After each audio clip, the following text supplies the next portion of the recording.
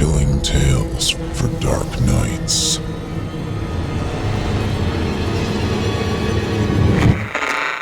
Want to make sure you never miss a Chilling Tales for Dark Nights video again? Be sure to subscribe and hit that bell to turn on notifications.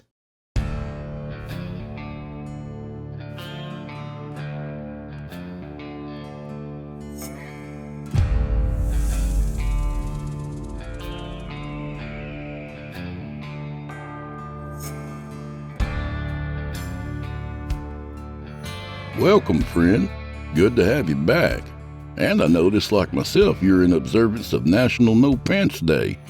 Ironically, it's also National Choose Privacy Week, so I'll kindly ask you to keep your eyes up here. Thanks in advance. Oh, that's right. Chester would like to thank everyone contributing to his lunch fund over at patreon.com/DrewBlood. Now me, I normally don't go for shameless plugs like that, but since we've all got our pants off, what's there to be ashamed about, right? Come on in, friend.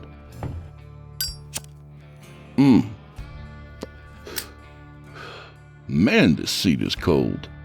Hey, as long as we're letting it all hang out tonight, you ought to check out simplyscarypodcast.com. For as little as $5 a month, you can become a patron and get our whole catalog ad-free and available to download or stream. Wouldn't you like that? Just click the Patron link and help keep my ass on the air. So tonight, we welcome back fan favorite T.W. Grimm with a terrific tale of the horror and magic of youth. So without further delay, I give you, from author T.W. Grimm, Death, Magic, and the Golden Yellow Stingray.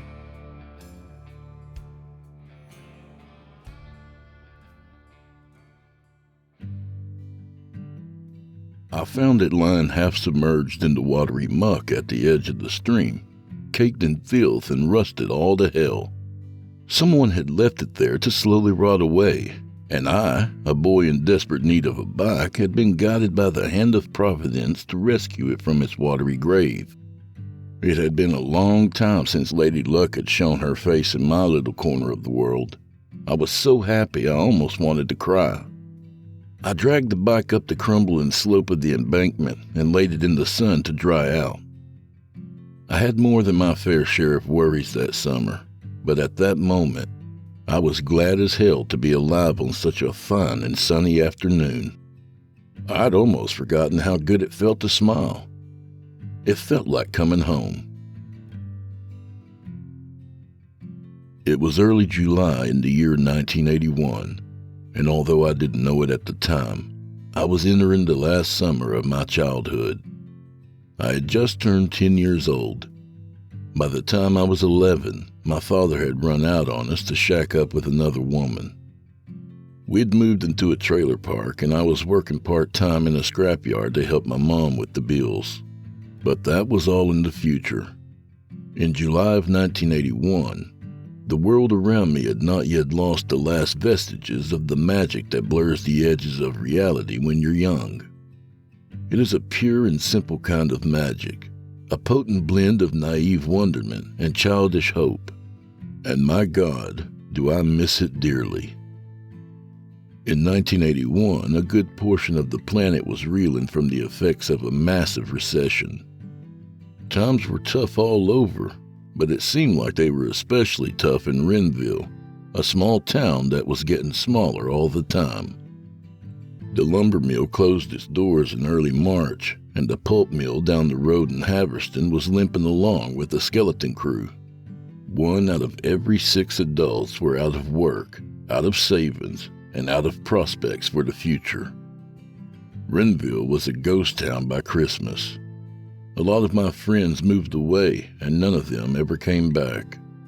My father lost his job at the lumber mill along with everyone else. But my mom was a receptionist at a dental clinic in Renville, and the dentists vowed to keep their staff working for as long as they could. With her paycheck barely keeping us above water, there wasn't much wiggle room left after the bills were paid. My parents had promised me a new bike for my 10th birthday, but that was before the recession reared up to stomp our little town into the dirt. When the big day finally came, I was presented with a cheap pair of roller skates and an apologetic, "Happy birthday, kiddo." We did what we could. I was old enough to understand the gravity of our situation, so I crushed my disappointment into a prickly little ball, shoved it deep down inside, and said thank you with as much sincerity as I could muster. I wanted to cry, but I didn't. Crying was for babies, and I was a big kid now. My new roller skates were uncomfortable, unsteerable plastic pieces of shit. The wheel bearings were shot within a week. I hid them far back in the depths of my closet and forgot about them until I started packing up to move into our new home, a small trailer in a rural ghetto known as Renville Courts Trailer Park. I went into the backyard and threw the skates up into a tree. As far as I know, they're still hanging there to this day. My old bike was no longer an option. The seat was already clamped to the very end of the post, and my knees damn near came up to my ears when I was pumping the pedals. No bike means no freedom for a kid who lives in the middle of nowhere, and that was intolerable. I was 10 years old, it was summer vacation, and the world around me was lush and vibrant with the possibility of adventure. It was a fairy tale landscape of deep gullies and dark forests, all of them connected by dozens of meandering deer trails and forgotten side roads. Any one of them might lead to just about anywhere if you followed it far enough. One simply could not embark on such time-consuming adventures on foot, not if you wanted to make it home in time for supper. I desperately needed a bike, and sweet serendipity had delivered one into my hands. Ironically, I stumbled upon this gift of freedom while hiding from the tyranny of one Jason Richter, the terror of Renville Public School. Jason was a swaggering wall of red-faced fury, a towering sixth grader who was notorious for his hair-trigger temper. In keeping with the general tone of that awful year, I'd somehow managed to make myself the focus of Jason's boundless rage. And once Jason Richter had identified you as a target, those crosshairs could stay on your back for a long, long time. It all started during a spontaneous game of dodgeball during noontime recess. In a rare moment of athletic prowess, I snatched an incoming zinger out of the air and fired it back at some fourth-grade squirt on the other side. He'd been talking a constant stream of shit to us for the entire duration of the game, and I was determined to knock him right on his smug little ass. The ball screamed past him by a scant inch and hit the edge of the basketball courts. It launched skyward in a long, curving arc before plummeting earthward to bounce with great force off the top of Jason Richter's unsuspecting skull. In a stroke of tremendously bad luck, Jason was relaxing in the shade of the old elm tree next to the basketball courts, taking some time off from being an asshole to hack a few lung darts with his buddies, Jerry Krantz, Phil Burton, and Lou DeMasso. The ball made a loud, hollow boing sound as it bounced off his head, and a hush immediately descended over the entire playground. The sudden quiet was shattered by Phil Burton, who pitched over into the scraggly grass at the foot of the tree and started braying his demented machine gun giggle at the top of his lungs. Phil pointed at Jason and hollered, "Oh, shit, Jay. It sounded like a fucking cartoon." Some of the onlookers from our dodgeball game started to crack up along with Phil, and Jason flushed as red as a brick. He sprang to his feet, pitched his smoke, and stomped over with his hands already clenched into fists. Someone was about to get their ass handed to him, and that someone was me. The fourth-grade squirt stared at me in horror and moaned, "Oh, man, you're so dead." A split second later, Jason Richter was standing among us, trying his best to stare down everyone at once as he scanned the crowd for a guilty face. Jerry Krantz wandered up and lurked a short distance behind him, grinning an unpleasant grin as he kept watch for the teacher on recess duty. Jason growled, "Who did that?" and 30 fingers instantly pointed in my direction. I backed away from him with outstretched arms, pleading my innocence as I searched for an escape route.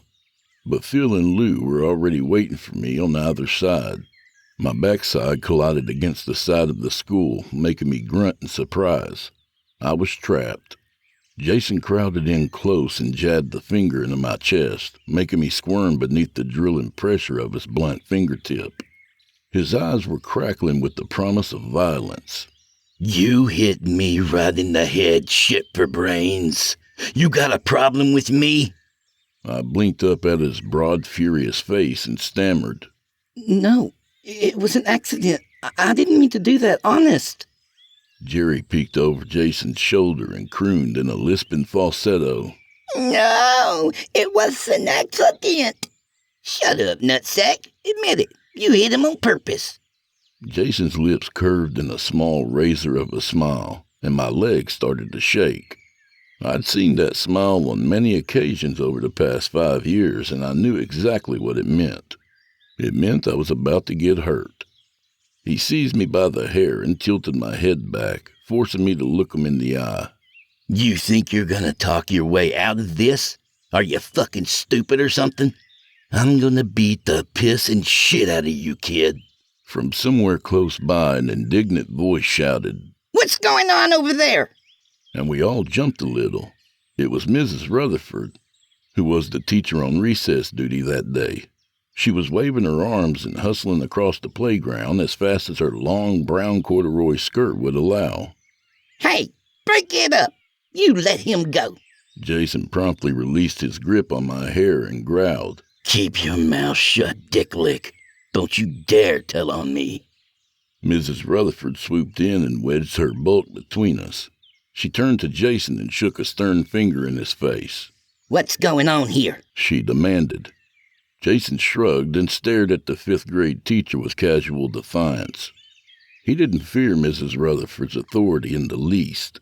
She was merely an inconvenient witness. He knitted his eyebrows in mock confusion. Nothing's going on. I was playing dodgeball with my friends. What are you talking about? I saw what you were doing to him. She snapped. That isn't how you play dodgeball. Jason pointed at me and said, Who, him? I wasn't messing with you, was I? Tell her I wasn't messing with you. I looked into those muddy, murderous eyes and shook my head. I squeaked. No, I'm fine. Mrs. Rutherford grimaced and let out a tired sigh. She said, I know you and your friends were smoking behind that tree again, Jason. I can smell it on you.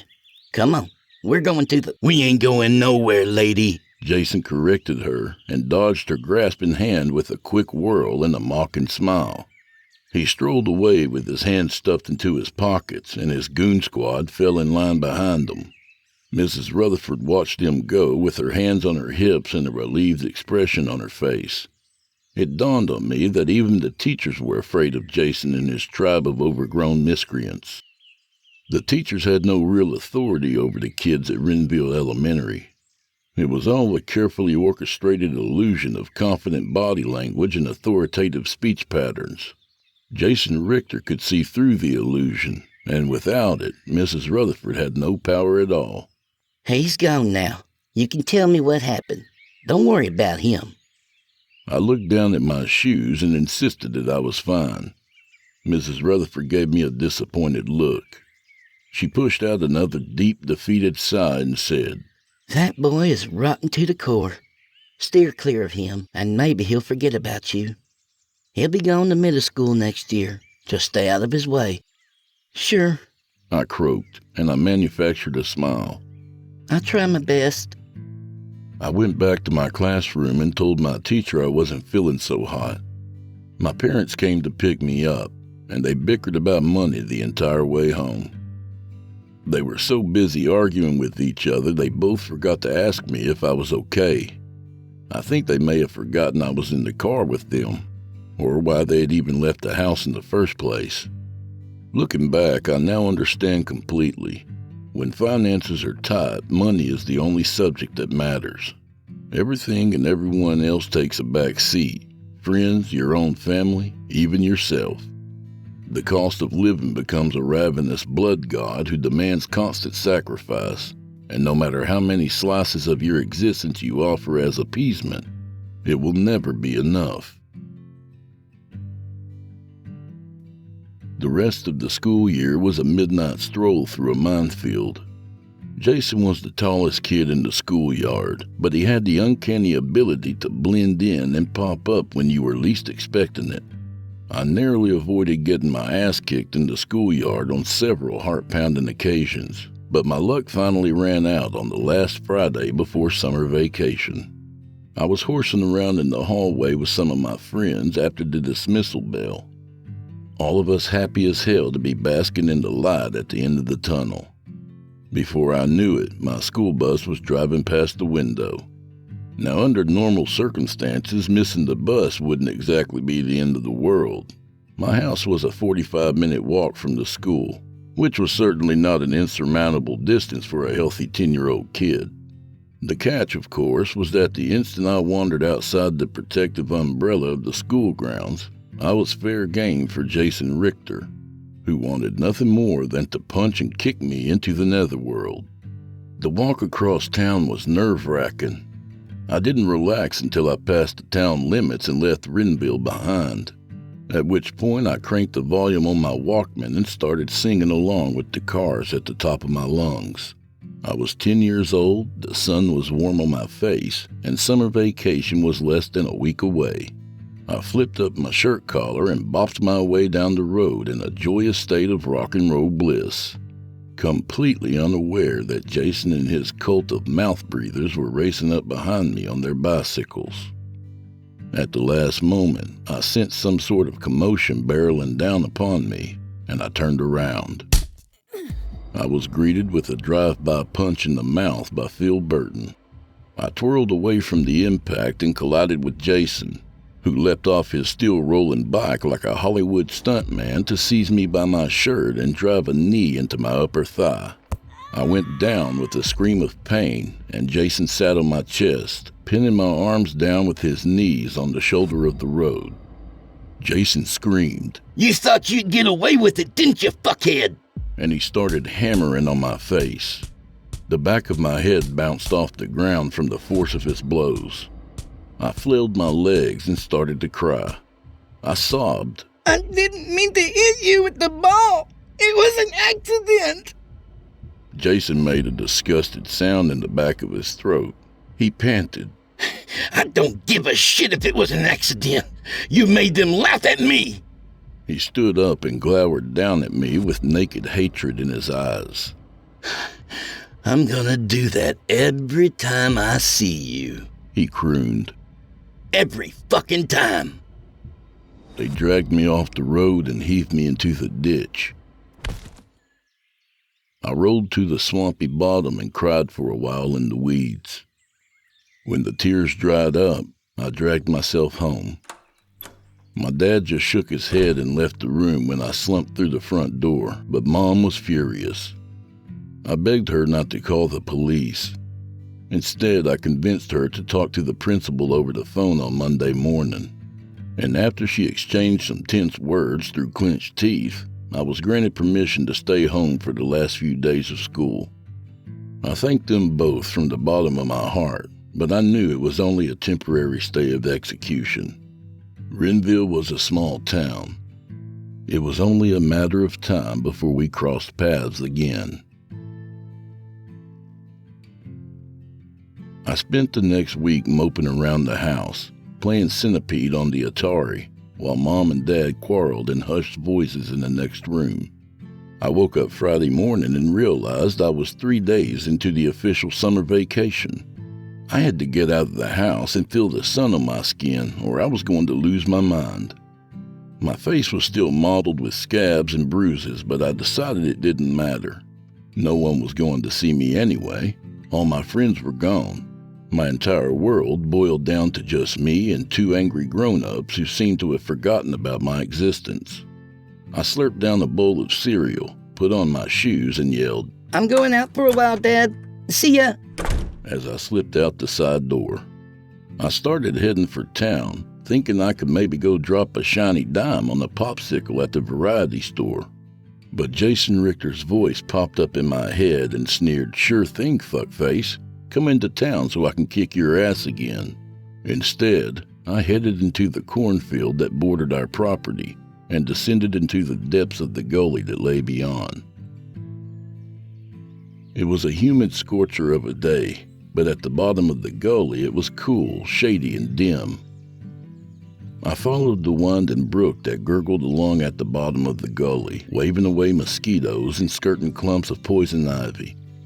And all I could think was, if I had a bike, I could just zoom right past those assholes and flip them all the bird, because I'd be like the wind. I followed the creek until the gully eventually leveled out into a flat wooded area, and the creek joined up with a deep stream that cut through the middle of the forest. I was a good way from home at this point, and my stomach was telling me that I was late for lunch. I was tired, sad, and more alone than I'd ever imagined possible, and it was at this point when I spotted the Schwinn lying at the edge of the stream, a child's dream abandoned to corrode in the murky shallows.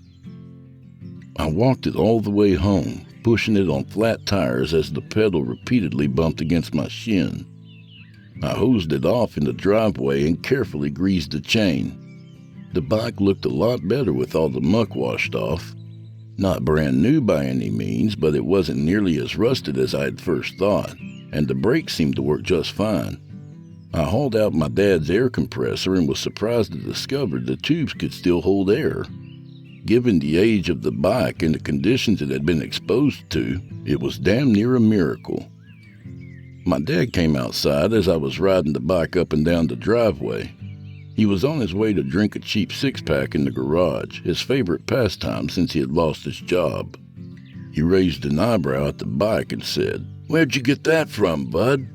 I told him I found it lying in the stream, and he shook his head in disbelief. "That's a Schwinn Stingray. I can't believe someone would just throw it away," he muttered, and he cast a longing glance down at the six-pack cradled in his arm. "That bike is a classic. Well, it's your lucky day, I guess. Good for you." Dad went into the garage to down his sorrows, and I devoured a couple of peanut butter and jelly sandwiches on the porch as I admired my new bike. I decided I would repaint Xavier the same joyous shade of golden yellow as the original paint job. That was his name, I decided, Xavier. It just seemed to fit. I wondered about all the places he may have gone and the untold stories of the miles which had rolled beneath his wheels in years gone past. Xavier was wise, and he was brave, but above all, he was fast. I knew it like I knew my own name. Mom pulled into the driveway as I was finishing the last bite. She stomped right past me like I wasn't there and yelled through the screen door, "You're home all goddamn day and you can't even mow the lawn?" I stared up at her, and in a tiny voice I said, "Dad's in the garage." She snarled, "Doing what? Drinking beer?" I shrank away from the intensity of the anger in her voice. I held up my hands and babbled, I don't know. I think he's maybe working on something. But don't even worry about that because I can mow the lawn. I can go do it right now." Mom withered my smile with the crackling heat in her stare. She snapped, "Go take a walk somewhere, kid," and stormed out to the garage like an oncoming monsoon. I set my plate on the porch and scrambled to make myself scarce. I didn't want to listen to the yelling anyway. It frightened me on a deeper level than Jason Richter, who was merely a boogeyman of the here and now. My parents' incessant fighting made me afraid for the future. I hopped on the Schwinn and pedaled down the driveway. Behind me, my mother's shrill fury blasted through the walls of the garage and pierced the sonorous quiet of the lazy summer afternoon. The first 100 yards on the bike was a bit rough, but after that, the rattling and squeaking began to smooth out. Another 100 yards and it faded away entirely. My new bike rolled like a dream, and it was fast. It was like the wind. I could go just about anywhere on that bike and still get home in time for dinner. I was free. My troubles slipped behind in a blur of cattails, ditch weeds, and rippling woolgrass. All that remained was the pure joy of motion and wind beneath the towering sky. I took a random left at Terrence Side Road, a single-lane gravel road that offers heavy equipment access to a long stretch of farmland. I encountered an unfamiliar trail of hard-packed dirt roughly half a mile down the road, a narrow, rutted little path that skirted around the edge of a cornfield. I cut through a dense patch of forest and led to an enormous meadow, a vast and gently rolling explosion of green and gold in the late afternoon sunshine. Wildflowers of every description nestled in the tall grass in startling bursts of vivid colors, and above it all was the majestic mantle of the rural summer sky. The meadow was so beautiful it was almost ethereal, a whimsical Disney landscape come to life. I jumped off the Schwinn and ran through the tall grass with both arms extended, laughing like a loon with tears in my eyes. I was alive. I was free. And on that glorious afternoon, there was still magic in this world. I miss that feeling, you know. When you're young, anything seems possible. But youth is here and gone in the blink of an eye. All the bad decisions we make, the endless foot dragging, all of that bullshit. It steals your time away.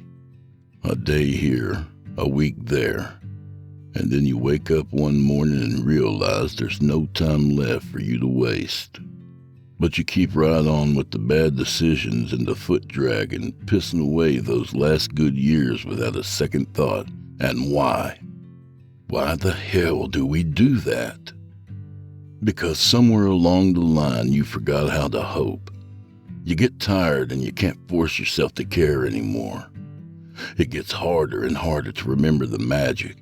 And when even the memory is gone for good, it's all over. After that, you're just waiting for the grave. But on that Friday afternoon, the magic was still very much alive, and I was as free as I ever would be in this life. For the rest of that long and awful summer, the meadow was my home away from home. Even now, almost 40 years later, I can close my eyes and see it all in the finest of detail. I will never forget that place, not if I live to be 100 years old. If I could ever go back, I would do it in a heartbeat, and this time, I would stay. But that can never happen, because my magic is gone.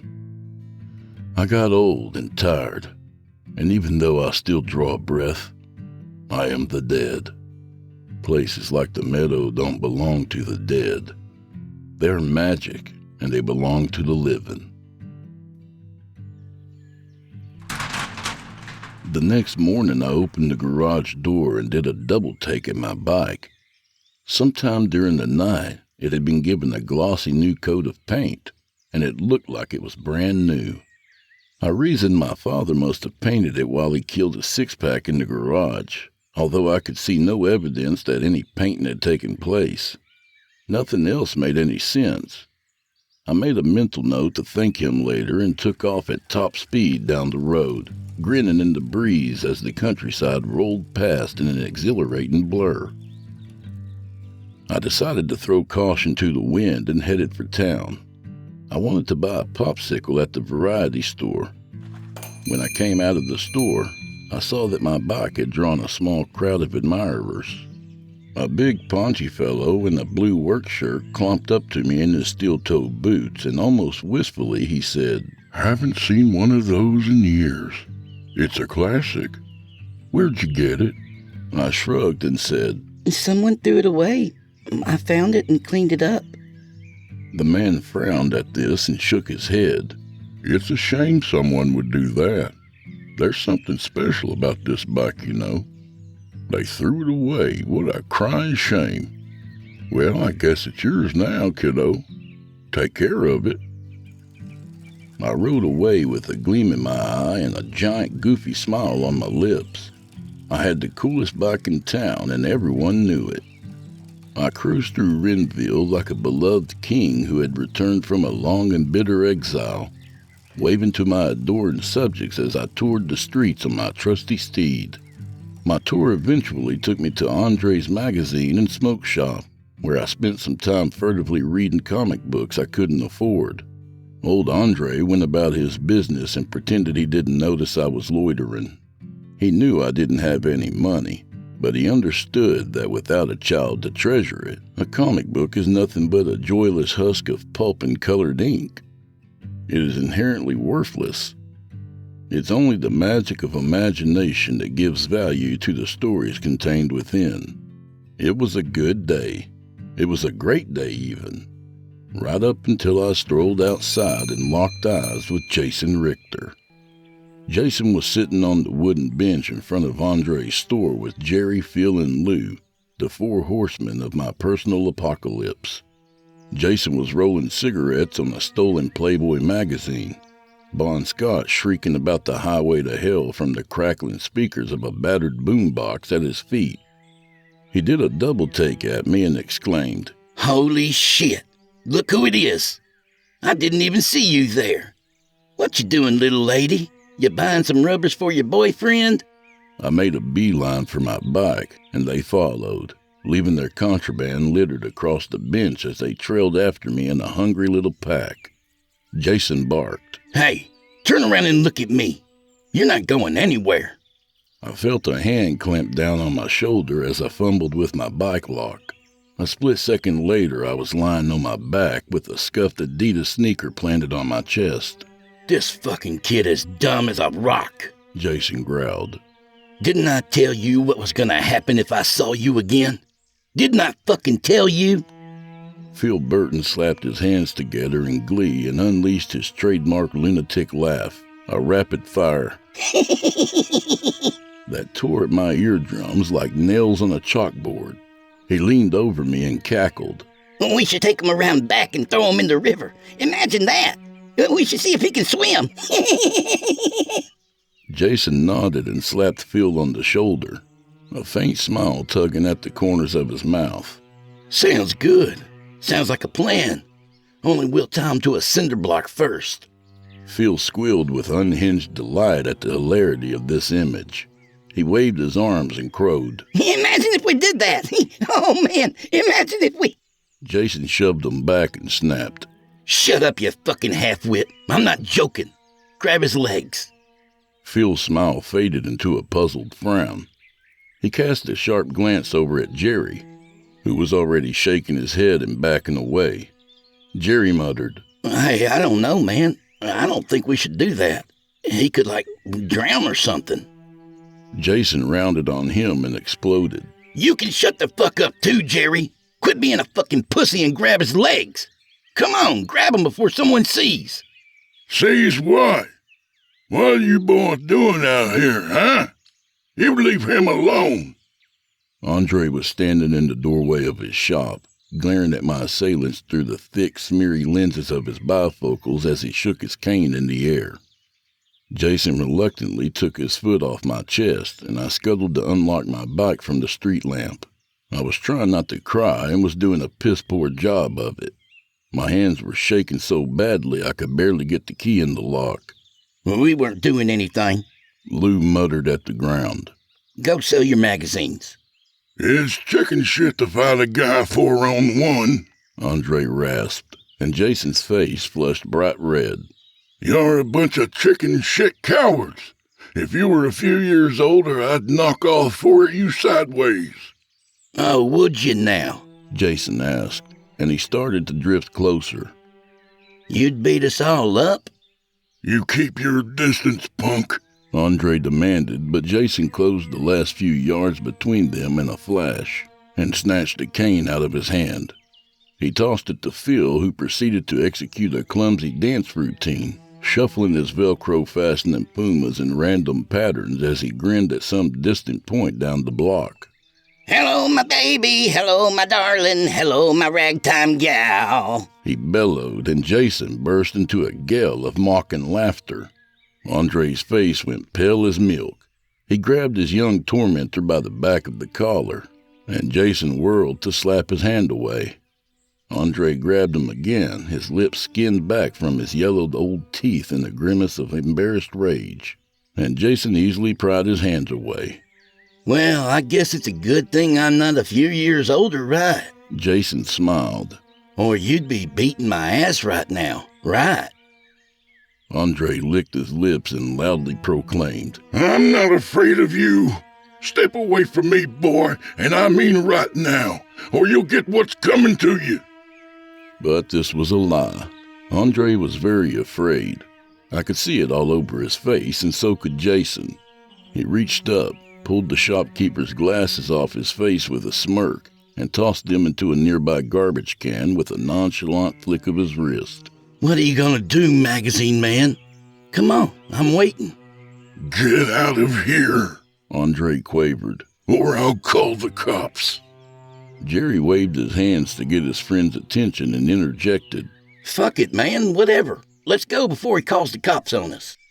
What if we don't let him? Jason looked deep in thought, as if he were pondering some interesting philosophical conundrum. What if we take them both down to the river?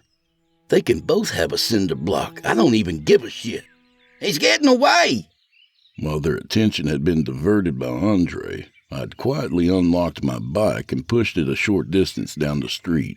Lou sounded the alarm, hopping up and down and pointing at me as Jason's head swiveled in my direction. I jumped on the Schwinn and gave all four of them the two-fingered salute. Come on, assholes! Try and catch me! I hollered and I took off like a bullet. My fan club scrambled to give chase on their own bikes, screaming for my blood as they hunched over their handlebars and tried their damnedest to catch up. Houses shrieked past and startled motorists honked their horns, yelling a string of curses at the maniac kid on the old-timey bicycle. My blood sang in my ears as I stood on the pedals, giving it everything I had. And when I dared to look back again, Jason and the gang were long gone. I'd let them in the dust. The encounter took all the wind out of my sails. Jason Richter was apparently not going to be satisfied with merely kicking my ass. Not anymore. A popsicle was not worth an ass-kicking, and it certainly wasn't worth death. Like it or not, I was officially in exile from the town of Renville. But I still had the meadow, and I still had my bike, and I still had my life. Those blessings would have to do, because they were the only blessings I had left. I came home just in time to witness Mom shove my dad from behind as he was walking to the car. I hid behind the boxwood shrub and watched the squalid drama play out in secret. Mom screamed, Give me back those keys! And tried to snatch them out of Dad's hand. Her lips were peeled back in a rictus of fury. Dad jerked him out of reach and shook a finger in her face. What the hell is your problem? He shouted. I'm going out for a few beers, so what? Jesus Christ, woman! Mom threw her hands in the air and sputtered. Are these beers of yours going to be free, you selfish asshole? Whose money is buying that beer? Mine. My money. Your unemployment ran out 3 weeks ago. We're drowning here, don't you understand that? We're fucking drowning, and you want to piss all my money away at the bar. Fuck you. Give me those keys. Oh, so there it is, Dad sneered back. When I was working overtime, it was our money, wasn't it? But now that I ain't working, well, suddenly it's all your money. Yeah, I see how it is with you. Oh, fuck you, jackass! Mom shrieked. Are you kidding me? It's all my money because it's literally all my goddamn money. You aren't making anything, you stupid son of a bitch. How dare you try and put this on me? At that point, I decided to keep on riding. Neither of them had noticed me, and that was for the best. I biked out to the meadow and spent the remainder of the morning relaxing in a natural hammock of hanging vines, watching the butterflies flit and dance in the tepid breeze. I wished that I could live in the meadow, far away from the complications of this frightening new world. It would just be me, my bike, and the blessed silence of wide, empty spaces. No one was home when I came rolling in shortly after 1. I ate a bowl of cereal and watched TV until Dad came swaying through the door at 5 o'clock. Now, I'd seen my dad get a few beers deep on a number of occasions, but this time he was completely drunk off his ass. Dad growled a string of guttural curses as he bounced his way down the front hall, struggling to make it into the living room in one piece. He blinked at me without comprehension for a moment, trying to place a name to the unexpected face that had popped up without warning in his field of vision. Well, there he is, he slurred. Where's your mother at, bud? Where'd she go? I murmured. I don't know. She was gone when I got here. Are you okay? He snapped. You're the one who got beat up, so I guess I'm doing a lot better than you are, kid. Dad collapsed into his armchair and thumped his feet on the coffee table. He studied me with dark, glassy eyes, then rumbled. That mother of yours, she's a loudmouth bitch, you know that? She's a disrespectful, loudmouth fucking bitch. Did you know that, kiddo? I gaped at him, struck mute by the coarse ferocity in his words. He snickered at my expression of dismay and struggled to light a cigarette. You lose your job, no fault of your own, and suddenly you're not worth a damn anymore. You don't deserve to be treated like a man. Jesus ever-loving Christ. If I want to have a few beers, what's the harm in that? If I want to go into town and tip a few back, well, let me go. Who gives a shit? No, I ain't working, but I'm still a man. God damn it. I'm a man, and I'll do whatever I goddamn well want to do. I licked my lips with a tongue that was dry as a desert and croaked. I don't care if you drink some beer, Dad, but I don't think you should drive when you... She said I'm no good, he interrupted, and he abruptly slammed his fist on the arm of the chair. That's what she said to me, her husband, your father. She said I'm no fucking good. His eyes narrowed into a couple of furious little slits. He leaned in closer and breathed. What do you think, kid? Huh? Do you think your own father is no fucking good? I shook my head and melted back into the couch. Dad glared at me and tapped some ashes on the coffee table, completely missing the ashtray. I'm still a man, he growled. I can go to the bar if I want, and I can drink some beers if I want. And I can have some fucking dignity, for Christ's sake. I can have some goddamn motherfucking son of a bitch dignity, can't I? Was that too much to ask for? I was only 10, but I was old enough to know my father wasn't looking for an answer. He just wanted to yell at the top of his lungs because it was all he had left. There was nothing more he could do except yell. I groped for something to say that would de-escalate his boiling fury. I didn't know this hateful stranger with his slurred speech and gritted teeth. He wasn't my father. I wanted my father to come back. I rubbed away the tears that threatened to spill from my eyes and said, Thank you for painting my bike, Dad. It looks really cool.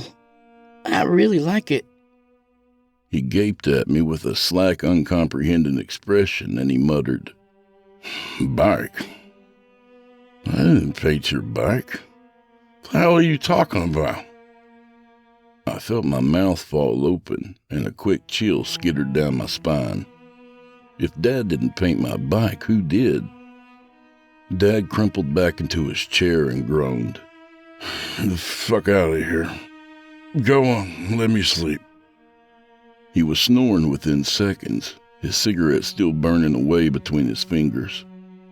I carefully eased it out of his grasp and stubbed it in the ashtray. I tiptoed to the front door. Before I left, I whispered down the hall. You're no good. Is that what you wanted to hear? You're a shitty old drunk and you're no good. I rode back out to the meadow and spent the rest of the day exploring my secret kingdom. I biked along the deer trails which cut a looping gridwork of narrow paths through the long grass, stopping occasionally to graze on the tangled tendrils of wild raspberries which grew in abundance beside the trails. At the far end of the meadow, I discovered a place where a brisk little forest stream cascaded over a rocky incline, creating a diminutive little waterfall. The water was cold and clean. I drank my fill and relaxed on the sandy bank of the stream, gazing up at the sky with my bare feet cooling in the water. It wasn't heaven, but in that moment in time, it was close enough. I watched the sun sink past behind the trees in a blaze of gold and crimson, and then I reluctantly headed home. I found my mother sitting by herself in the living room, staring out the west windows into the thickening gloom. Dad was nowhere to be seen. I ventured a quiet, "Hi, Mom."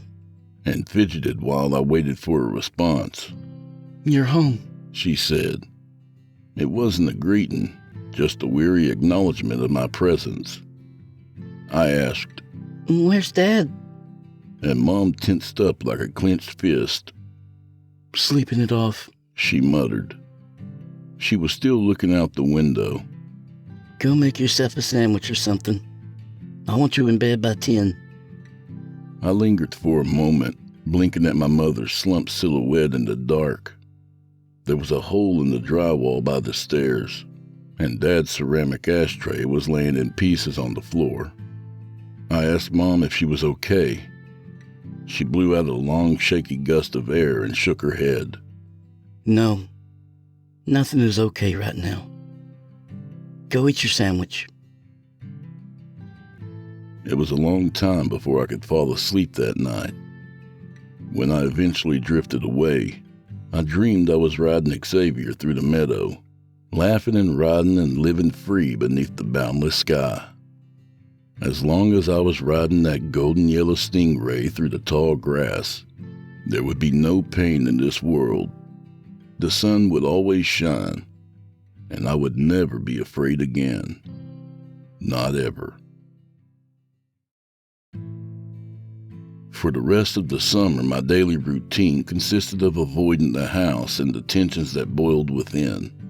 I would crawl out of bed, pack a haphazard lunch by the light of the open refrigerator, and I'd be rolling down the driveway before the sun was much more than a smudge of red on the horizon. I lost myself in deep gullies and rolling cornfields. As I said earlier, the countryside was scored with dozens of deer trails and forgotten side roads, and a new adventure lay at the end of each and every one of them. Despite the rough condition of these roads less taken, I never once hit a pothole or got soaked while rolling through a deceptively shallow-looking mud puddle. It was almost as if the Stingray unerringly steered itself, and I was merely hitching a ride.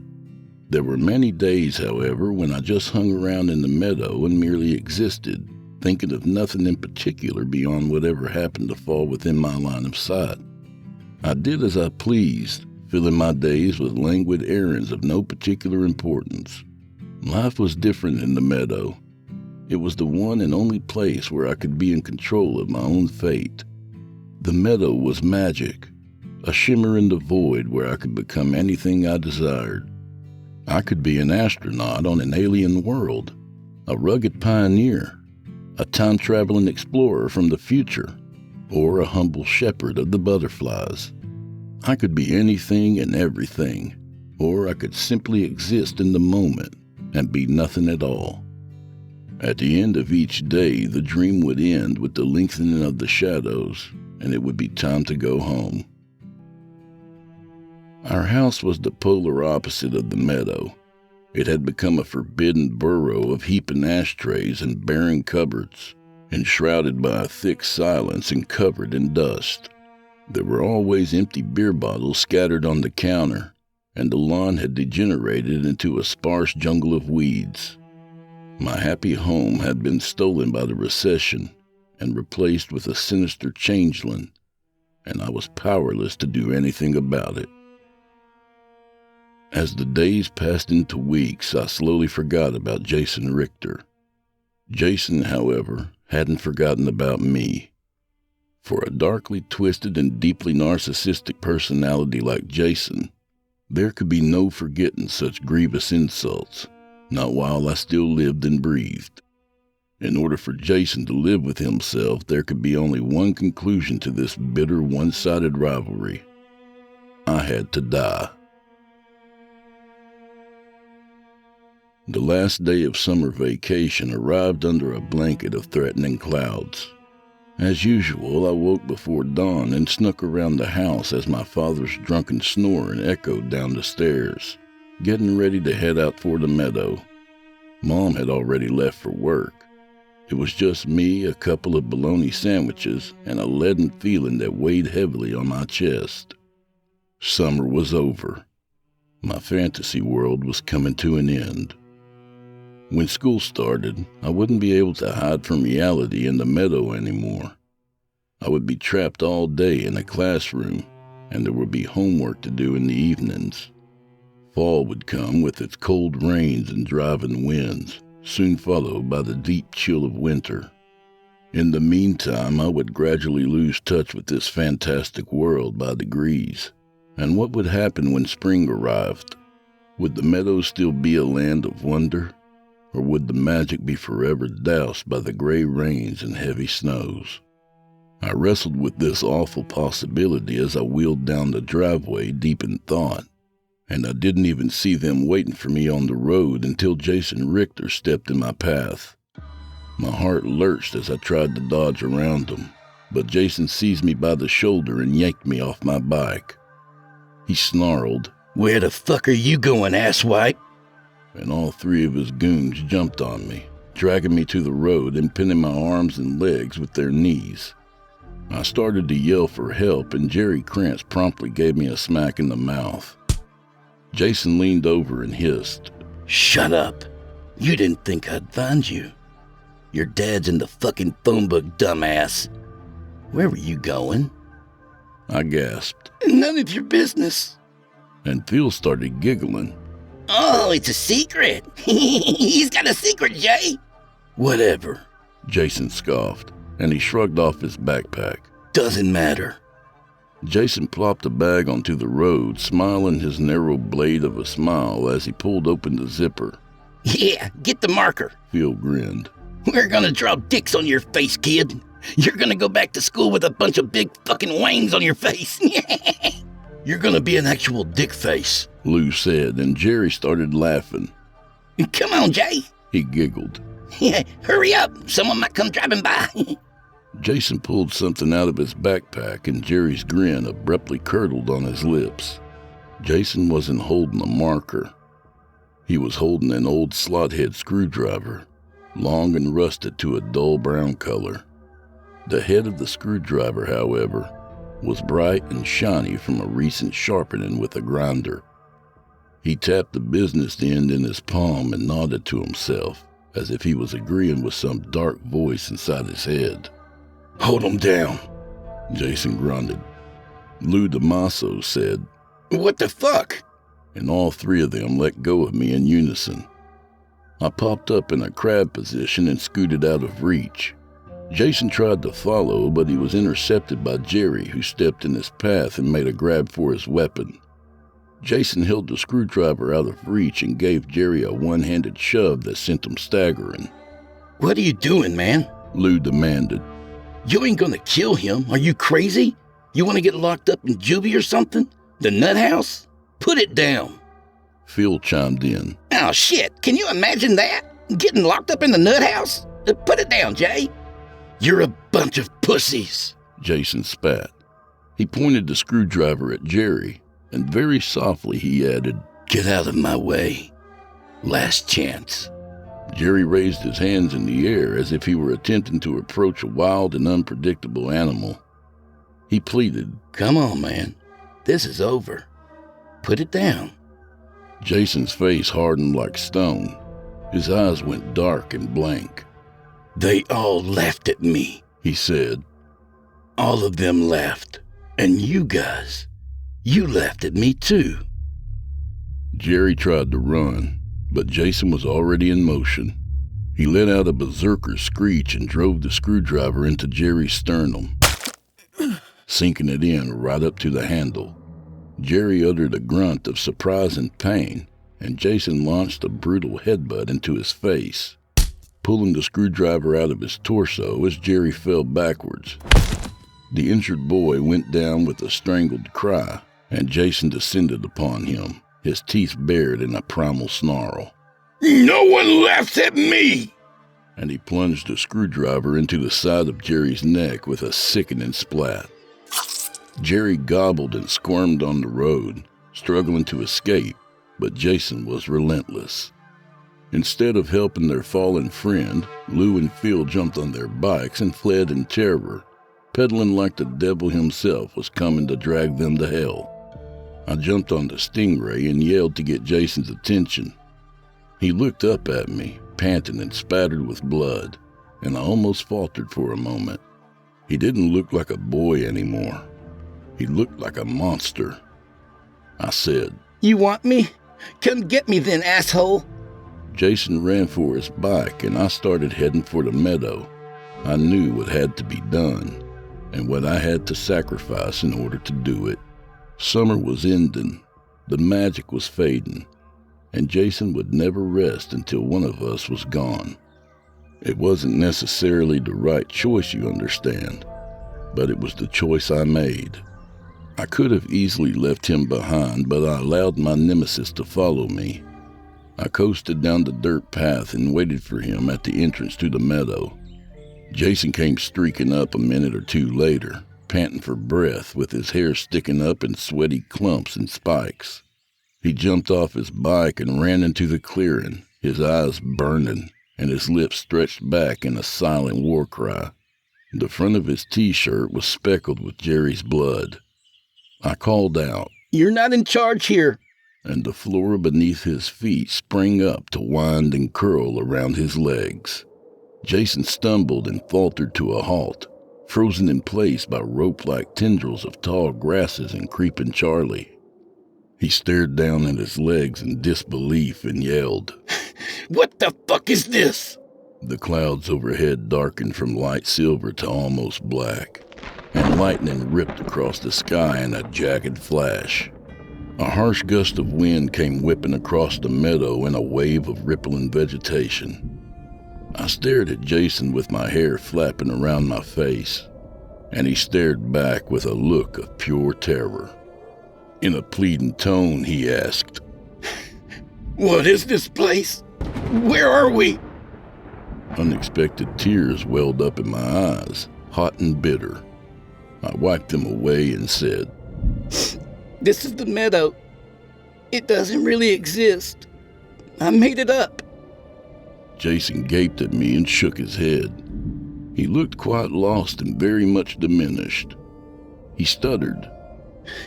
What do you mean you made it up? It's real. I can see it. We're standing right here.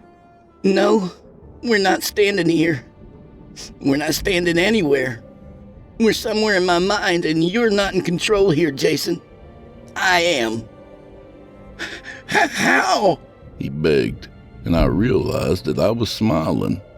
My eyes were leaking tears, but I was smiling too.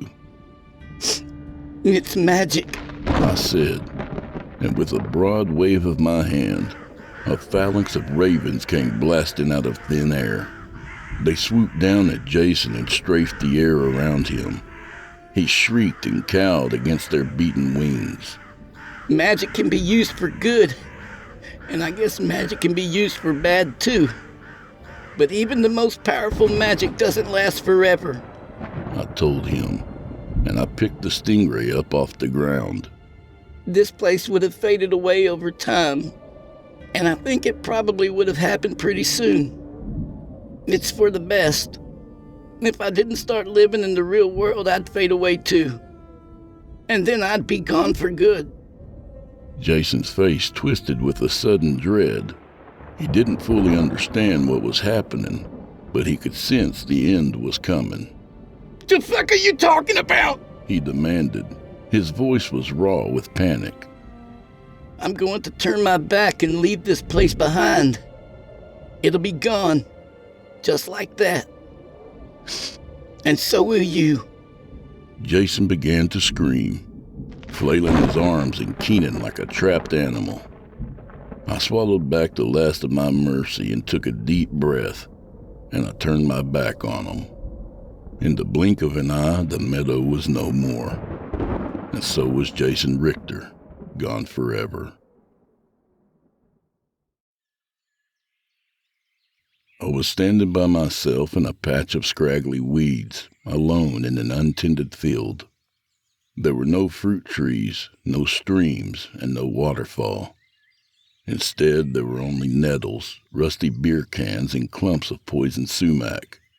It was all gone, because it had never been there in the first place. I was unsurprised to see that the Schwinn had transformed back into a rusted-out wreck in my hands. I could sense that there was still some magic in that bike, but it wasn't for me. Not anymore. I would never be able to ride it again. This time there was no stopping the flood of tears, and even though it hurt to let them go, it felt good too. Good and clean. And so I lowered my head and cried, standing by myself and holding a junky old bicycle in the middle of nowhere. When it was over, I pushed the Stingray all the way back to the same stream where I had found it, and I threw it into the murky shallows. In the distance, I heard a swelling of multiple sirens. It was time to go home and face whatever might come next.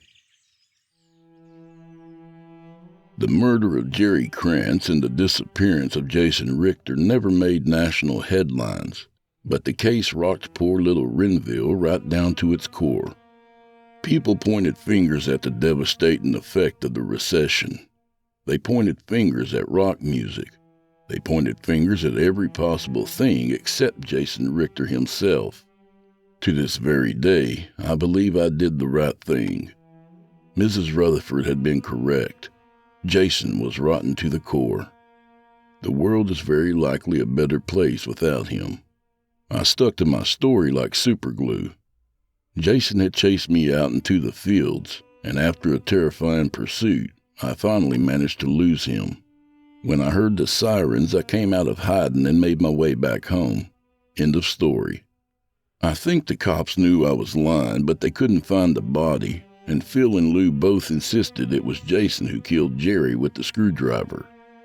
It was presumed Jason had gotten lost in the woods and possibly fell into the river. I was more than happy to leave it at that. The homicide detectives would have never believed the real story. I could see in their cold faces and hard stares that the magic in their hearts was long since dead. My father continued to drink, of course, and he was gone by April of the next year. He met a younger woman at a honky-tonk in a nearby town, and he fucked her in my mother's car that very night. 2 weeks later, he was heading out the door with his battered old suitcases in hand. The next time I saw my father was at the visitation before his funeral. I didn't even recognize the old man lying in the casket, which is probably for the best.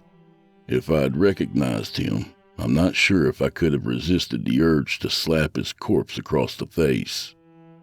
We were desperately poor, Mom and I dropped out of school to work full-time at the scrapyard. I habitually got into fights, and I often found myself in trouble with the law. I started drinking with my friends, just like my old man, and the drinking paved the way for the drugs. These days my life is still a bit of a mess, but I am clean, sober, and thankful to be alive. The magic in my heart is dead, but it is not completely forgotten. With this, my story comes to an end. Almost. About a week ago, I went out on a long Sunday drive and found myself driving through Renville. I haven't been there in almost 30 years. I was sad to see that it never recovered from the recession. Most of the buildings on Main Street were boarded up and crumbling from neglect. Weeds were growing from the cracks in the sidewalks, and there was hardly a single living soul walking down the streets. Renville had become a ghost town. I passed by Andre's magazine and smoke shop, and I was surprised to see that it was still open. On a whim, I parked the car and went inside. The middle-aged man behind the counter was Andre's nephew, and he wasn't terribly interested in making small talk with a rough-looking stranger. I bought a can of Coke, bid him a good day, and walked outside into the biggest shock I've had in many years. There was a young girl sitting on the splintery old bench out front, squinting at her phone in the bright sunshine. There was a bike leaning on its kickstand beside her, but not just any bike. It was a golden yellow Schwinn Stingray. I felt my heart lurch in my chest. The girl looked up at me cautiously and said, "You okay, mister?" "Yeah," I nodded. "Sure, I'm fine." That bike. Where'd you get that bike?" The girl shrugged and said, "I found it. Someone threw it in the river, so I brought it home and fixed it up." I nodded again, a mechanical wagging of my skull. I felt like I might gray out and tumble onto my ass on the sidewalk. "Well, that's a shame," I croaked. "It's a classic bike. But their loss is your gain, right? You're a lucky kid." She hesitated, then shrugged again and said, "Sure, I guess. It's a cool bike." "I bet you it's fast," I smiled, and the girl smiled back. I could see the shadow of hard times lurking behind her gaze, and my heart twisted a little in my chest. "Oh man, is it ever!" She grinned. "I can hardly believe how fast it is." "It's magic," I stated, and the girl's eyes lit up. "Yeah, it is. She murmured. It totally is. Like..."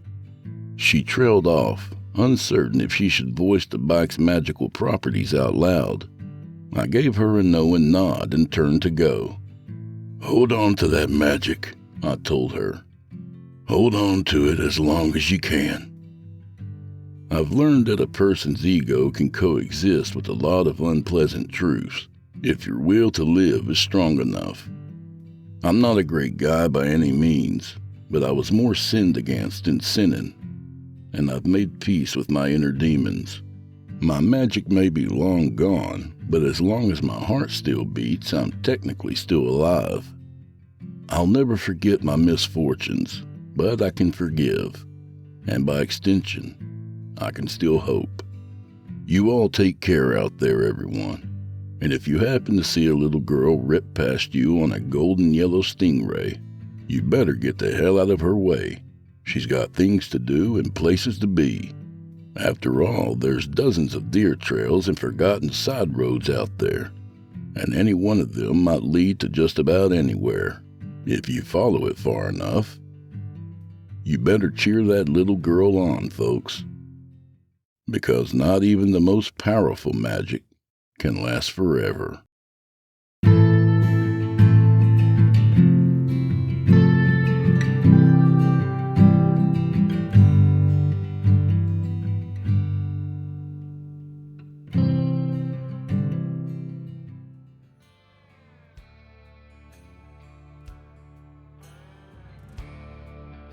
And that was Death Magic in the Golden Yellow Stingray by T.W. Grimm. A good reminder to hold on to the magic of youth as long as you can.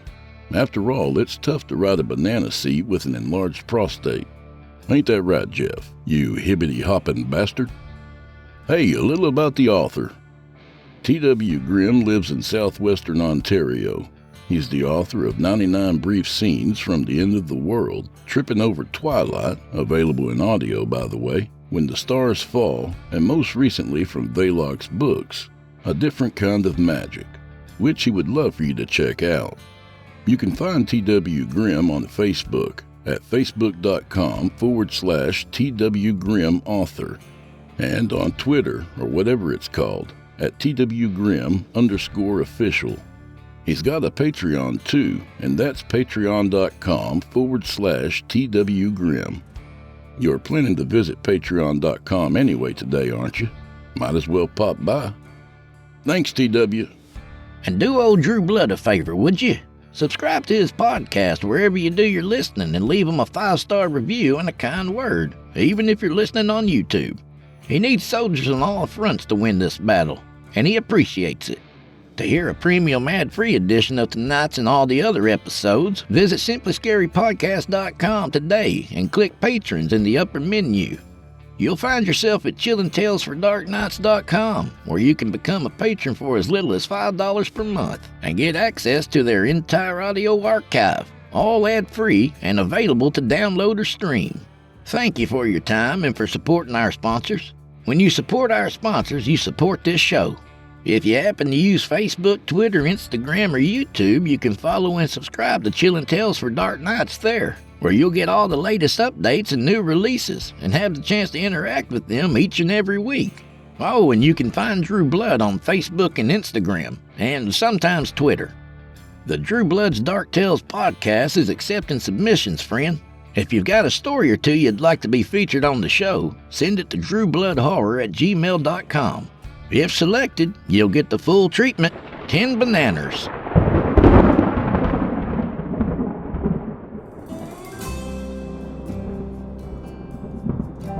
Well, I'm afraid this is where we part ways, at least till next week.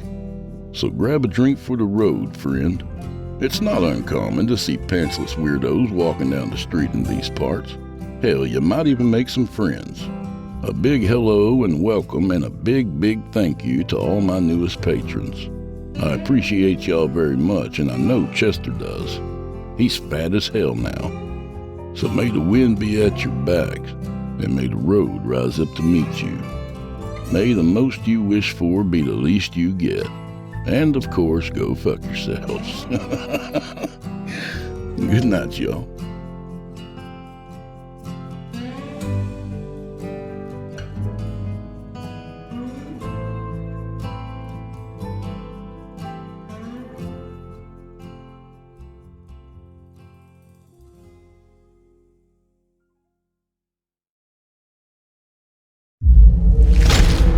Chilling tales for dark nights.